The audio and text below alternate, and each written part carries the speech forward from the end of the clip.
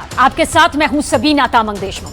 Number 1 channel के number 1 show कच्चा चिट्ठा में आप सभी का स्वागत है। कच्चा चिट्ठा में आज हिजबुल्लाह को लेकर एक पक्की रिपोर्ट। इजराइल ने अब इस बात को मान लिया है कि उसे महायुद्ध में दूसरा मोर्चा खोलना पड़ सकता है। लेबनान की तरफ से अचानक इतने हमले तेज हो गए हैं कि अब हिजबुल्लाह को रोकना उसके लिए जरूरी हो गया। गाजा में हमास इजराइल के 44 सैनिकों को खत्म कर चुका है, उनका खात्मा कर चुका है, तो वहीं अब हिजबुल्लाह भी चुन चुन कर इजराइल के सैनिकों को टारगेट कर रहा है।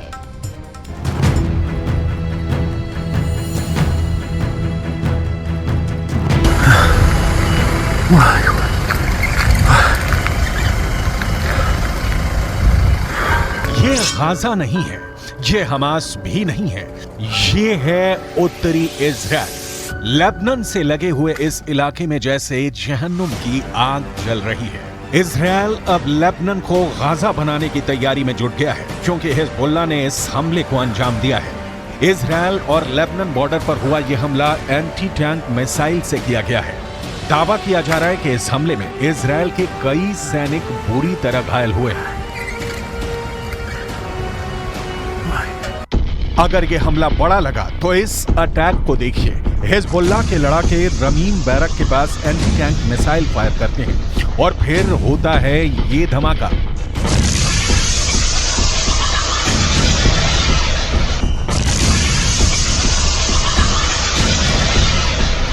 इस वक्त लेबनान और इजराइल के बॉर्डर पर ऐसा युद्ध चल रहा है कि गाजा में हो रहे हमले छोटे लगेंगे। हिजबुल्लाह ने अपनी सबसे खतरनाक स्नाइपर फोर्स उतार दी है। हिजबुल्लाह ने अपने एंटी टैंक दस्तों को इजराइल की पोस्ट पर लगातार हमलों का ऑर्डर जारी किया है।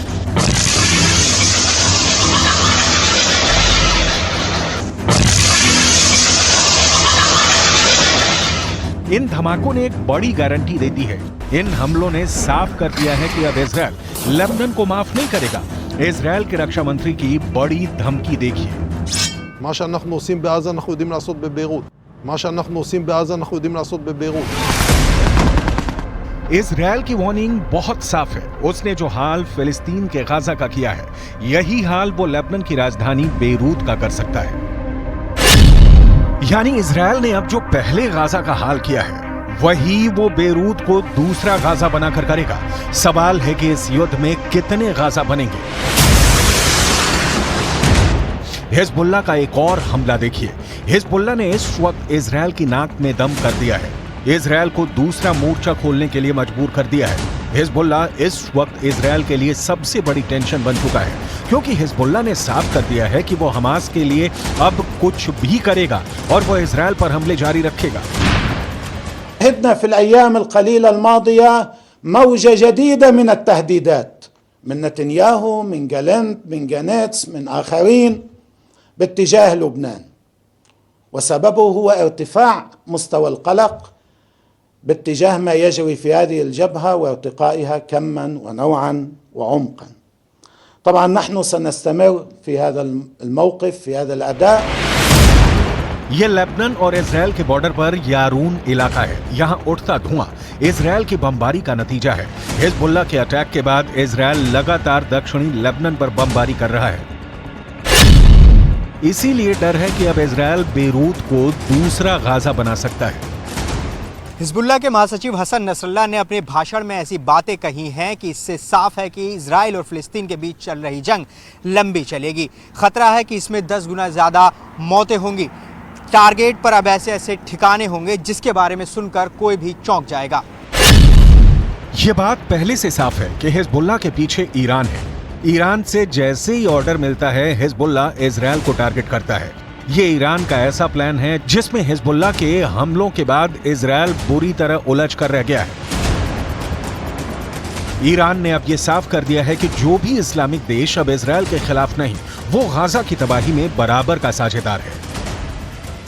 ملت‌های مسلمان این را مایه ننگ خود می‌دانند که در زمانی که خون برادرانشان در غزه بر زمین می‌ریزد، دولت‌ها برای منافع اقتصادی سوخت ماشین جنگی اسرائیل را تأمین کنند. लेबनान बॉर्डर पर चल रही लड़ाई से अलग अगर गाजा पट्टी को देखा जाए तो इस वक्त वो इजराइल की बमबारी में खंडहर बनता जा रहा है। 11,000 से ज्यादा लोग मारे जा चुके हैं। इनमें 5000 तो सिर्फ बच्चे हैं। ऐसे में इजरायल की धमकी क्या हिजबुल्लाह को डरा पाएगी? क्योंकि नेतन्याहू ने साफ कर दिया है कि युद्ध करना हिजबुल्लाह की जिंदगी की सबसे बड़ी गलती साबित होगी। תקפנו מטרות רבות של חיזבאללה, חיסלנו מחבלים רבים, ואני שב ואומר, אם חיזבאללה יבחר להיכנס למלחמה,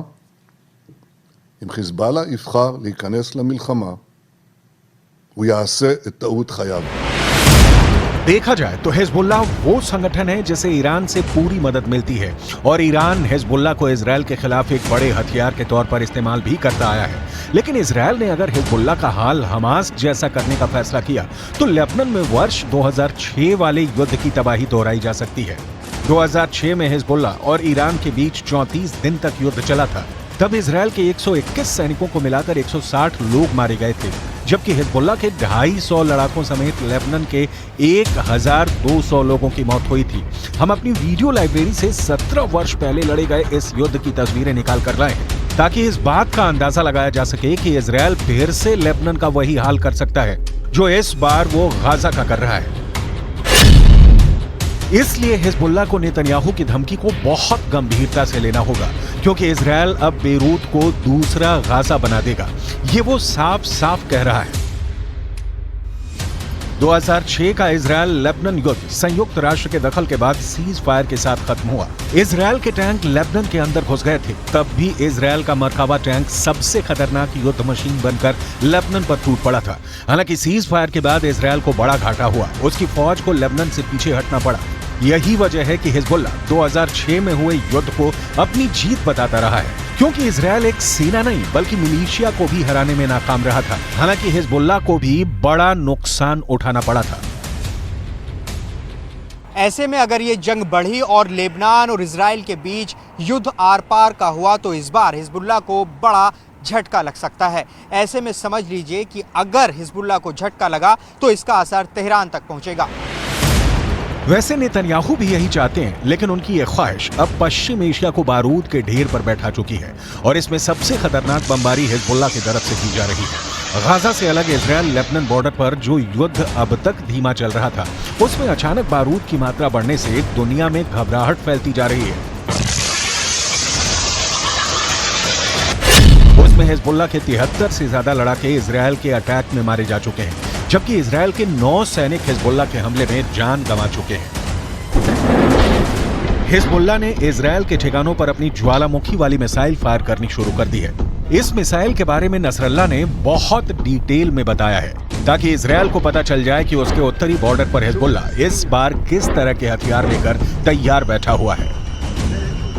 التي نسميها البركان والتي تستهدف بها المواقع.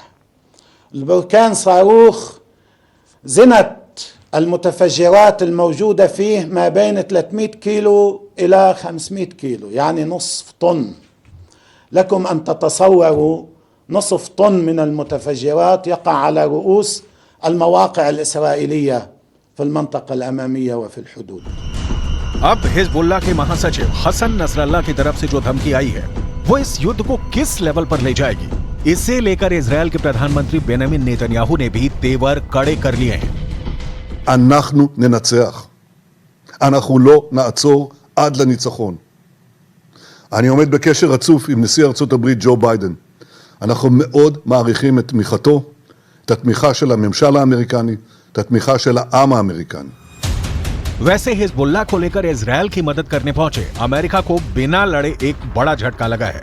भूमध्य सागर में अमेरिका के समुद्री बेड़े का हिस्सा रहे 5 कमांडो एक ट्रेनिंग मिशन के दौरान मारे गए हैं। अमेरिका के कैरियर यूएसएस फोर्ड से ऑपरेट करने के दौरान उसकी स्पेशल ऑपरेशन टीम यानी सील कमांडो दस्ते के 5 सैनिक एक हेलीकॉप्टर हादसे में मारे गए। इस वक्त इजरायल और अमेरिका के लिए 4H बहुत बड़ा खतरा बने हुए हैं। इन चारों H के बारे में बहुत गौर से समझिएगा, क्योंकि इन चारों H को ईरान का पूरा समर्थक है। H से हमास, H से हिजबुल्लाह यानी लेबनान का मिलिशिया, H से इराक का मिलिशिया हश्द अल शाबी, H से हूथी यानी यमन का विद्रोही गुट। इजरायल के शहर टारगेट पर हैं और गाजा में बमबारी के खिलाफ हिजबुल्लाह और हूथी दोनों ने अपना हथियार गोदाम खोल दिया है। लेकिन ऐसे हमलों और गाजा पर बमबारी जारी रखने के बीच नेतन्याहू ने अपना वॉर ट्रायंगल तैयार कर लिया है। नेतन्याहू के वॉर ट्रायंगल में सबसे बड़ा कोना गाजा में हमास का पूरी तरह खात्मा है। नेतन्याहू के वॉर ट्रायंगल में दूसरा बड़ा कोना लेबनान में हिजबुल्लाह का अंत है, जबकि नेतन्याहू के वॉर ट्रायंगल में तीसरा सबसे खतरनाक कोना है सीरिया, जहां से इराक का मिलिशिया हश्द अल शाबी इजराइल के बॉर्डर तक पहुंच सकता है। यही वजह है कि सीरिया पर इजराइल की एयरफोर्स ने हमले तेज कर दिए हैं। ये तीनों जगह इजराइल के बॉर्डर से लगी हुई हैं और इजराइल इन्हें अपने खिलाफ सबसे बड़ा खतरा मानता है।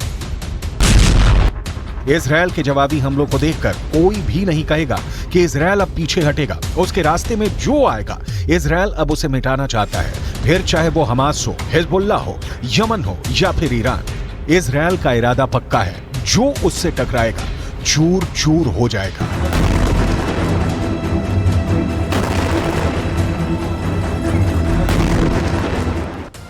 इजराइल की सेना गाजा में तो घुस गई, लेकिन अब वही हो रहा है जिसका खतरा बेन्यामिन नेतन्याहू को पहले से था।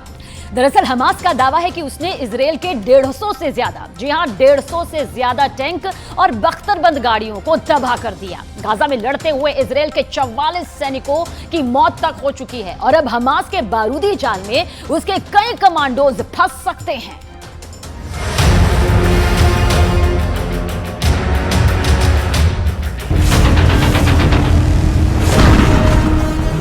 गाजा में इजराइल का मरकाबा टैंक घूम रहा है,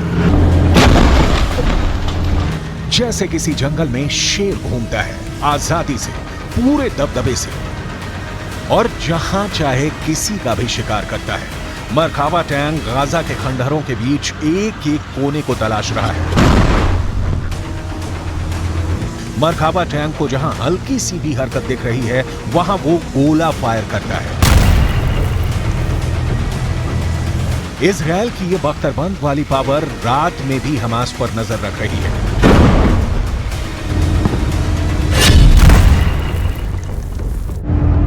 पहला हमला, दूसरा हमला, तीसरा हमला, चौथा हमला, पांचवां हमला, छठा हमला, सातवां हमला,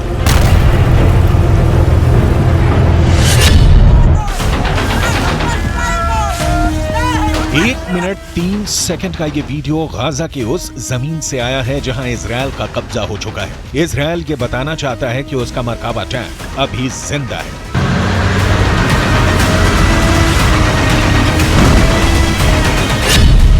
अभी उसने उत्तरी गाजा में चढ़ाई कर दी है। हर टैंक के निशाने पर है हमास। इजराइल का टैंक हर एक दुश्मन को चुन चुन कर मार रहा है। इजराइल का दावा है कि उत्तरी गाजा पर हमास की पकड़ कमजोर पड़ गई है। लेकिन सवाल यह है कि क्या ये सच है? आखिर इजराइल को बताने के लिए ये वीडियो जारी करने की जरूरत क्या पड़ी कि ग्राउंड ऑपरेशन में उसकी सबसे बड़ी ताकत मरकाबा टैंक अभी भी बहुत एक्टिव है और दुश्मनों पर प्रहार कर रहा है। इसे काउंटर करने वाला हमास का वीडियो देखिए।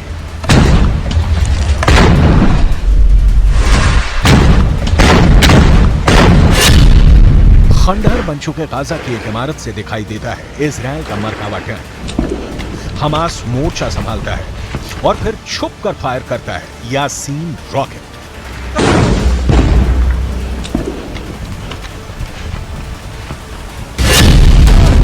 एक टूटे हुए दरवाजे के बाहर रॉकेट ताना जाता है और फिर वहां से खड़े इजराइल के एक टैंक पर यासीन एंटी टैंक रॉकेट दाग दिया जाता है। तीसरा हमला भी आड़ से किया जाता है। टारगेट पर इजराइल का टैंक है और हमला भी यासीन रॉकेट से किया जाता है। हमास का यह रॉकेट पूरी दुनिया में चर्चा का मुद्दा बन गया है।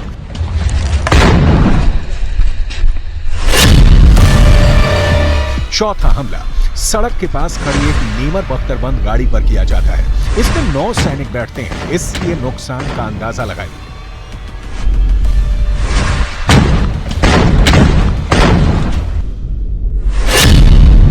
पांचवें हमले के लिए हमास का एंटी टैंक दस्ता फिर गली में आता है। इसके गली के एक मुहाने पर खड़े इजराइल के मरकाबा टैंक को यासीन रॉकेट से टारगेट किया जाता है।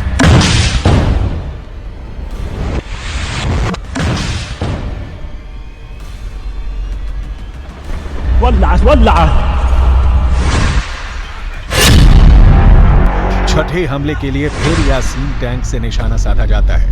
रोड की दूसरी तरफ एक मरकाबा टैंक खड़ा है और फिर धमाका एक दूसरे कैमरे से रिकॉर्ड किया जाता है।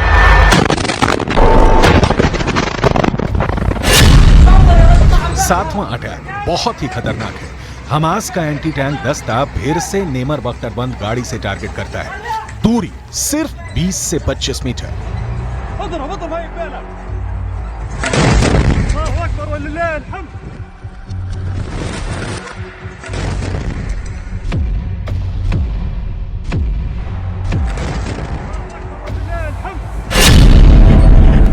आठवां हमला एक बुलडोजर पर होता है। ये है इजराइल का बख्तरबंद बुलडोजर D9। हमास इस पर रॉकेट से वार नहीं करता, बस इस पर पेट्रोल डालकर आग लगा देता है।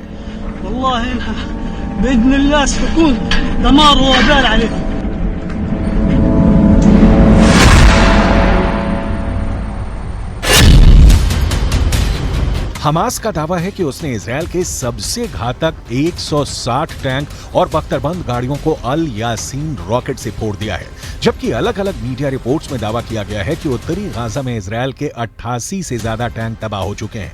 वहीं अल कस्साम ब्रिगेड का दावा है कि 25 टैंक तो सिर्फ पिछले 48 घंटे में तबाह हो चुके हैं। हालात ऐसे हैं कि गाजा की गलियों में कुछ ऐसी आमने सामने की जंग चल रही है। गाजा में स्ट्रीट फाइट हो रही है।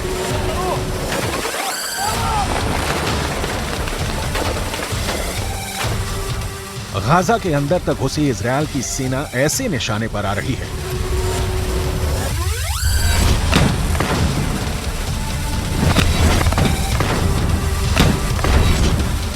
गाजा के अंदर इजराइल के टैंक को ऐसे उड़ा रहा है हमास।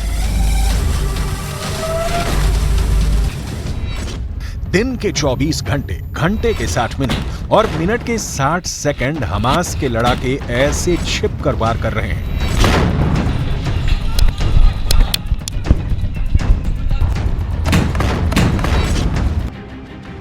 इन सब हमलों में हमास का यासीन रॉकेट इजराइल के लिए बहुत बड़ा खलनायक बनकर उभरा है। यासीन रॉकेट कैसा होता है, इसे समझने की कोशिश करते हैं। ये रॉकेट एक तरह से आरपीजी यानी रॉकेट प्रोपेल्ड ग्रेनेड का ज्यादा खतरनाक वर्जन है, जो रूस के PG-7VR की नकल कहा जा सकता है। इस रॉकेट में 2 स्टेज वॉरहेड लगे हैं, यानी इसमें 2 जगह विस्फोटक होते हैं, जिसे टैंडम वर्जन कहा जाता है। यानी एक विस्फोटक आगे होता है, जबकि पीछे की तरह 105 मिलीमीटर में बड़ा विस्फोटक होता है। टैंक में एक्सप्लोसिव रिएक्टिव आर्मर कवच को पहला विस्फोटक भेद देता है, जिसके बाद 105 मिलीमीटर वाला वॉरहेड बड़ा ब्लास्ट करता है और ये किसी भी टैंक के बख्तर को भेद सकता है। एक बार ये वॉरहेड टैंक में घुसता है तो समझ लीजिए अंदर जो भी होगा वो जल जाएगा, उसके बचने की कोई उम्मीद नहीं होती। इसी रॉकेट से 7 अक्टूबर को हमास ने इजराइल के टैंक पर हमला किया था। हमास के नए नए वीडियो आ रहे हैं जिसमें गली मोहल्लों से युद्ध दिखाया जा रहा है। हर जगह यासीन रॉकेट ही हमास का सबसे सटीक हथियार साबित हो रहा है।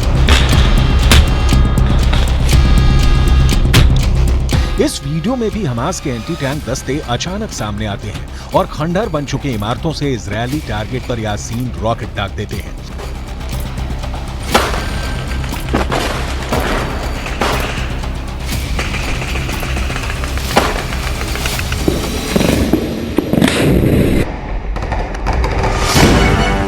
इस रॉकेट को हमास ने अब अपनी जरूरत के मुताबिक तैयार कर लिया है और वो इजराइल के टैंकों और बख्तरबंद गाड़ियों पर इससे हमला कर रहा है।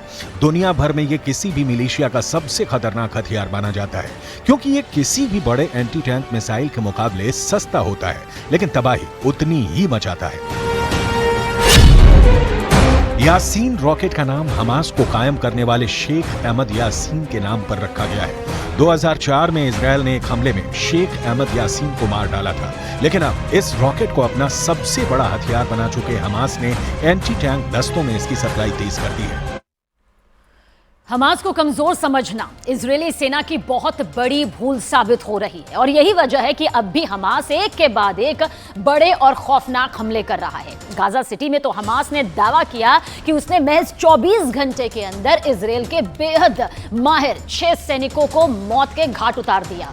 इनमें से एक मेजर रैंक का अफसर भी बताया जा रहा है। इधर हमास के लादेन ने ऐलान कर दिया कि वो इजरायल से 365 दिन तक महायुद्ध करने के लिए पूरी तरह तैयार है, मुस्तैद है।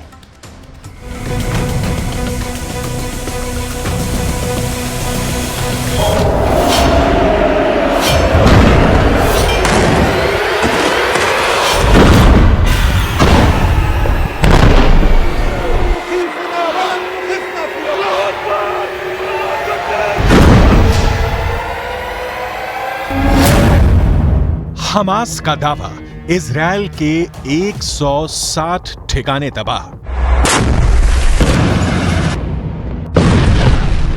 क्या वाकई में हमास गाजा पट्टी में इजरायली सेना पर कहर बनकर टूट पड़ा है?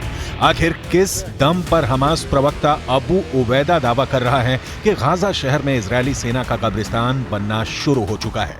हमास तो यहां तक दावा कर रहा है कि पिछले 48 घंटे के अंदर इजरायली सेना के 160 से ज्यादा ठिकाने हमास के लड़ाकों ने तबाह कर दिए हैं।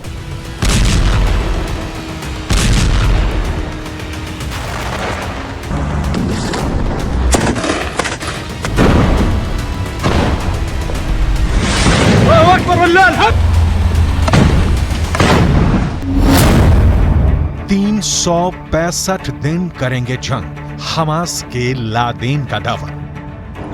पहले आप ये जान लीजिए कि एक महीने से ज्यादा की जंग में इजरायली सेना ने हमास को कितना नुकसान पहुंचाया और उत्तरी गाजा, दक्षिणी गाजा और वेस्ट बैंक में इजरायली सेना के ऑपरेशन कितने कामयाब हुए। इजरायल की वॉर कैबिनेट के मंत्री का दावा है कि 30 दिन की जंग में हमास के 6000 के करीब लड़ाके मारे जा चुके हैं।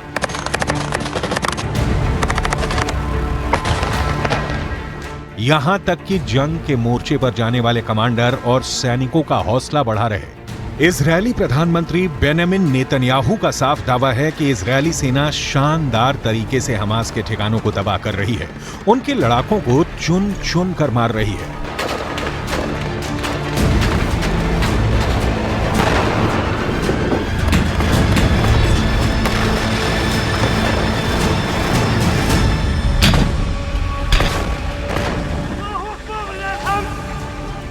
लेकिन बेंजामिन नेतन्याहू के दावे के ठीक उलट हमास प्रवक्ता अबू उबैदा ने दावा किया है कि उसने इजरायली सेना को भी भारी नुकसान पहुंचाया है।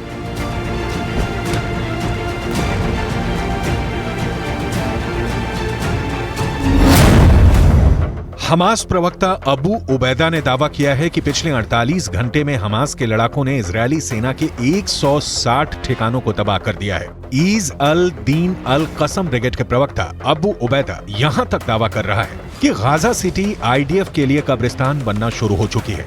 हमास यहां तक दावा कर रहा है कि 7 अक्टूबर से अब तक 10,000 रॉकेटों से इजरायल के उत्तरी, मध्य और दक्षिणी इलाके में वो हमले कर चुका है।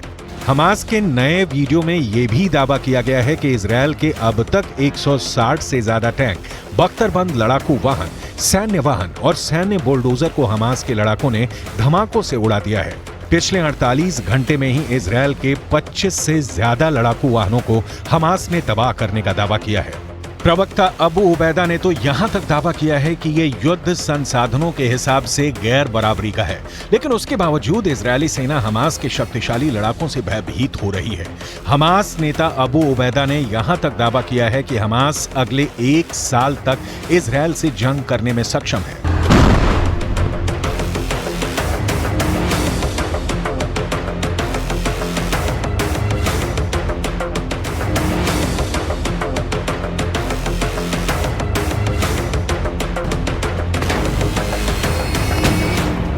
تدمير أكثر من 160 آلية عسكرية صهيونية تدميرا كليا أو جزئيا منذ بدء العدوان البري للعدو، منها أكثر من 25 آلية। हालांकि मिडिल ईस्ट और पश्चिम मीडिया की तरफ से जारी जो वीडियो सामने आ रहे हैं वो गाजा के लिए साक्षात नरक साबित हो रहे हैं। 11,000 से ज्यादा लोग गाजा में मारे जा चुके हैं। वेस्ट बैंक में हमास के कई कमांडर मारे जा चुके हैं। 50% से ज्यादा गाजा तबाह हो चुका है। 35,000 से ज्यादा इमारतें गाजा पट्टी में तबाह हो चुकी हैं। उत्तरी गाजा से 80% से ज्यादा लोग दक्षिणी गाजा की तरफ भाग रहे हैं और अभी भी भागने का सिलसिला रुका नहीं है। وين كنت لما صار القصف يا عمو؟ بقيت وين؟ إلا صارت 3 دبات بقيت شوفها فهد الخط وتبت في حبيت الحية والله تبت في حبيت الحية حرام يا عم قول لهم حرام وين بدنا نروح وين بدنا نيجي قول لهم حرام صار الموت هاي صار इजरायली सेना इस वक्त आसमान, जमीन और समंदर से भीषण हमले कर रही है। जमीन पर हमास को मारने के लिए इजरायली सेना हमास के अंदर मौजूद इजरायली एजेंटों का इस्तेमाल कर रही है। गाजा पट्टी से जो खबरें बाहर आ रही हैं, वो वाकई हैरान करने वाली हैं। इजरायली सेना ने कैसे 900 घंटे के युद्ध में 65 से ज्यादा हमास के कमांडरों को मार डाला है, जरा ये समझ लीजिए। हमास के लड़ाकों के बीच इजरायल के कुछ ऐसे एजेंट हैं जो हमास के कमांडर और लड़ाकों के हर हमले और हरकत की खुफिया जानकारी इजरायल की खुफिया एजेंसी और सेना को दे रहे हैं। जैसे ही सुरंग में छिपे हमास के लड़ाकों और कमांडरों की जानकारी का सिग्नल हमास के बीच छिपे एजेंट इजरायली सेना को देते हैं, उसके बाद इजरायल तेजी से अपने हवाई और जमीनी कमांडरों को टारगेट की लोकेशन की जानकारी देता है, जिसके बाद सुरंग में मौजूद इजरायल के एजेंट एक सुरक्षित दूरी पर चले जाते हैं, जबकि हमास के कमांडर और बाकी लड़ाके इजरायल के हवाई और जमीनी हमले में बुरी तरह से मारे जाते हैं। एक अनुमान के मुताबिक हमास के 5,000 से ज्यादा लड़ाकों को इसी तरह से खुफिया इनपुट के आधार पर इजरायली सेना ने मार गिराया है। यहाँ तक कि 65 से ज्यादा हमास कमांडर इसी तरीके से इजरायल ने मार डाले हैं। שבנה האדם אי פעם. כל העיר הזו היא בסיס טרור אחד גדול. מתחת לקרקע קילומטרים של מנהרות. הן מתחברות אל בתי חולים, אל בתי ספר, הן מחוברות ביניהם. יש בתוכם חדרי קשר, מחסני תחמושת, מקומות לינה, והכל על מנת לשמש 365 दिन करेंगे जंग, हमास के लादेन का दावा। एक और खबर फिर से आई है कि हमास के ओसामा बिन लादेन के नाम से मशहूर हमास का टॉप कमांडर और नेता याह्या सिनवार सुरंग में छिपकर हमास के हमलों को कंट्रोल कर रहा है। खबर तो यहां तक आ रही है कि हमास की तरफ से पूरे ऑपरेशन की कमान इस वक्त याह्या सिनवार का छोटा भाई मोहम्मद सिनवार उठा रहा है। हमास के लादेन याह्या सिनवार का छोटा भाई मोहम्मद सिनवार बेहद शातिर और क्रूर है, जो इस वक्त इजरायली सेना पर हमला करने में जुटा है। यही हमास की सुरंगों से हमले इजरायली सेना पर करवा रहा है। हमास के दावों में इसलिए भी दम नजर आता है क्योंकि 1 महीने से ज्यादा की जंग में हमास अभी गाजा पट्टी, वेस्ट बैंक में इजरायली सेना पर तगड़े हमले कर रहा है। अब आप ये भी जान लीजिए कि पिछले 24 से 48 घंटे में इजरायली सेना ने हमास के सफाए पर क्या दावे किए हैं। 6 देशों की जंग लड़ रहा हमास, इजरायल से डरा अरब। वहीं हमास के दावे के ठीक उलट इजरायली सेना ने दावा किया है कि पिछले 24 घंटे के अंदर आईडीएफ ने 150 से ज्यादा आतंकियों को जान से मार डाला है। आईडीएफ का दावा है कि हमास के 150 लड़ाकों के मारे जाने से उसकी रीढ़ टूट चुकी है, लेकिन यह भी सच है कि सिर्फ 24 घंटे के अंदर आईडीएफ के 6 सैनिक हमास से जंग में मारे गए हैं। यहां तक कि गाजा पट्टी में मौजूद अल शिफा अस्पताल के पास भी इजरायली सेना की भीषण जंग हमास के लड़ाकों के साथ चल रही है। इजरायली सेना का दावा है कि अल शिफा अस्पताल में मौजूद हमास के कमांड सेंटर के बेहद करीब स्पेशल फोर्स पहुंच चुकी है। आईडीएफ ऐसे दावे कर रही है। हमास और इस्लामिक जिहाद के 15 से 20 हजार लड़ाके इस वक्त गाजा पट्टी में जंग कर रहे हैं। इजरायली सेना के मुताबिक उनकी 401वीं ब्रिगेड ने हमास के शाकी बटालियन के बद्र आउटपोस्ट को खत्म कर दिया है। यहीं पर हमास के 150 आतंकियों को मार गिराया गया। इस जंग में इजरायली सेना के एक मेजर समेत 6 जवान मारे गए। हमास के शाटी बटालियन पर हमला करने के लिए इजरायली सेना को हवाई हमले, टैंक और आर्टिलरी यूनिट्स की मदद लेनी पड़ी है। सारी बटालियन को खत्म करने के अलावा इजरायली सेना ने कई जगहों पर हमास की मिलिट्री पोस्ट खत्म कर दी है, हथियार डिपो उड़ा दिए हैं। शादी सीमा के पास हमास का आउटपोस्ट आखिरी सबसे बड़ा पोस्ट था। इसके पास में रॉकेट लॉन्च स्टेशन था, उसे भी इजरायली सेना ने बर्बाद करने का दावा किया है। 6 देशों की जंग रहा हमास, इजरायल से डरा अरब। मिडिल ईस्ट की मीडिया में अब ये दावे किए जाने लगे हैं कि हमास अकेले दम पर 6 देशों का युद्ध कर रहा है, जबकि इजरायल की हथियार तकनीक के सामने हमास कहीं भी नहीं टिकता है। लेकिन फिर भी ईरान, तुर्की, जॉर्डन, सीरिया, लेबनान और मिस्र किसी भी कीमत पर हमास की हार को स्वीकार नहीं करना चाहते हैं।